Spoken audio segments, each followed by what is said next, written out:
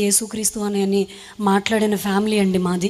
ఎక్కువగా మా నాన్నగారు ఎవరితో అన్నా సహవాసం చేస్తే అసలు మీరు వాళ్ళతో ఉండకూడదు అని చెప్పి మా మేనత్తలో ఎన్నోసార్లు మమ్మల్ని అన్న విషయాలు ఉన్నాయి. అలాంటి పరిస్థితుల్లో మా నాన్నగారు అస్సలు యేసుక్రీస్తునంటే అంగీకరించేవారు కాదు. మాకు చాలా దేవుళ్ళు ఉండేవారు అని చెప్పి గొప్పగా చెప్తూ ఉండేవారు. ప్రతి వారంలో ఒకసారైనా రెండుసారైనా సరే మా ఇంటికి పూజారిని కానీ సాధువు గారిని ఇట్లా ఎవరో ఒకరిని పిలుచుకొని మా నాన్నగారు అలా చేస్తున్న కార్యక్రమాల్లో చనిపోయే అది పాయిజన్ కింద తయారైపోయి మంచం మీద పడుకోబెడితే, ఇలా సమ్మర్ సీజన్ అండి, మంచం మీద పడుకోబెడితే ఇక చనిపోతారనే పరిస్థితుల్లో ఇక మా బాధ ఎవరూ వింటలేదండి. చుట్టుపక్కల వాళ్ళందరూ ఎలా అంటే మా నాన్నగారు ఏదన్నా చేస్తే కొడతారు లేదా మీదకి వెళ్ళిపోతారు. దాని భయం వల్ల మా నాన్నగారి దగ్గరికి ఎవరో వచ్చేవాళ్ళు కాదు. అలాంటి పరిస్థితుల్లో అర్ధరాత్రిలో మేము ఏడుస్తూ ఉన్నాం. కానీ ఆ రోజు దేవుడు చేసిన ఒక గొప్ప పని ఏంటంటే మా ఇంటి పక్కన ఒక రుద్దురాలు ప్రభువుని తెలుసుకొని ఉంది. ఆ రుద్రాలు వచ్చింది. లక్ష్మి ఏమైంది అంటే, పిన్ని ఇలా జరిగిందంటే మేము ప్రార్థన చేస్తాం, దేవుడు గొప్ప కార్యాలు చేస్తాడంటే, పిన్ని ఇలాంటివి ఒప్పుకోడు ఈయనంటే, లేదమ్మా అలాంటి పరిస్థితుల్లో యేసయ్య చనిపోయిన వారిని కూడా బ్రతికించగలడు అని చెప్పిన తర్వాత సర్లేని ప్రార్థన చేయించుకున్నారు. దేవుని మహాకృపండి. ఆ టైంలో దేవుడు మమ్మల్ని దర్శించాలని ప్రభు ప్రణాళిక చిత్తము ఆలోచన ఉంది కాబట్టి ఆ రోజు దేవుడు మమ్మల్ని మా నాన్నగారిని దర్శించారు. తిరిగి మమ్మల్ని దేవుడు మా నాన్నగారిని యథాస్థితిలోకి దేవుడు మమ్మల్ని మా చేతులకి అప్పచెప్పగాడండి. హల్లెలూయా.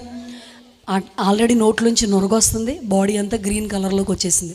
చాలా భయంకరమైన పరిస్థితి మా నాన్నగారు పడుతూ ఉన్న టైంలో ప్రభు మమ్మల్ని దర్శించడం, ఆ రీతిగా మా నాన్నగారు ప్రభుని తెలుసుకున్నారు. ఇలా తెలుసుకున్న తర్వాత మెకానిక్ వరకు ఆపేసి మా నాన్నగారు ఇంట్లోనే ఉంటూ ఉండేవారు, ఎక్కడికి వెళ్ళేవారు కాదు. అయితే మా నాన్నగారి దగ్గరికి ఒక స్నేహితుడు వచ్చి, శ్రీను పలానా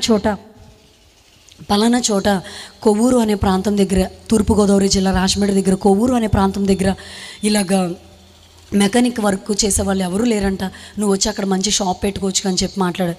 అప్పటికే మేము ప్రభువుని తెలుసుకున్నాం. బాప్తీసం తీసుకున్నారండి మా అమ్మ మా నాన్న 2006లో. ఇలా తీసుకుని మా జీవితం ఎదురుకి వెళుతుండగా నేనేమో 9th క్లాస్ చదువుతున్నాను, మా చెల్లి 6th క్లాస్ చదువుతుంది. మేము అక్కడికి వెళ్ళాము. అక్కడికి వెళ్ళిన తర్వాత మా అన్న ఇంటర్మీడియట్తో ఆపేసి మా నాన్నగారితో కలిసి మెకానిక్ వర్క్ చేస్తున్నారు. ఇలా వెళుతున్న తర్వాత ఊరిలోకి వెళ్ళాం. అసలు మాకు అక్కడ ఎవరూ తెలియదండి. అలాంటి పరిస్థితుల్లో అక్కడికి వెళ్ళిన తర్వాత జరిగిన విషయం ఏంటంటే మా నాన్నగారు షాప్ పెట్టారు. మా జీవితం ఇంకెలా మారిపోయిందంటే, యేసుక్రీస్తులోకి వచ్చిన తర్వాత ఇక ఏది లోటు లేదండి.